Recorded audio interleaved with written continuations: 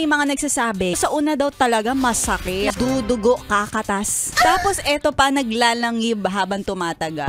Na-try mo na ba na ipasok to sa iba namang butas? Hindi pa. Hindi mo pa napasok sa Nag-stick ibang... lang ako doon sa butas na yon. Kasi alam kong magdurugo kapag sinubukan ko sa iba. Natakot ako mag-explore pagdating sa mga Ako minsan na iisipan ko, itry ko kaya. Pero syempre, Nagawa mo na? Hindi pa. Gusto ko pa lang. May mga nagsasabi, sa una daw talaga masakit. Dudugo, kakatas. Tapos eto pa, naglalangib habang tumatagal. Ano talaga kasi first part talaga yon ng process. Ay, oo. So, umpisa naman talaga lahat mahirap. Tapos eventually, makakasanayan mong yan na yung butas. Oo, dapat labas-pasok din lagi. No pain, no gain daw eh. Masaya daw, tsaka ang sarap sa pakiramdam. Kaya ako talaga naiengganyo. Parang gusto ko na mamaya. Like later. Oo, proud sila, di ba? Proud sila. Parang try it. Umalis ka naman sa comfort zone Oo, mo. wag kang matakot. Butas lang.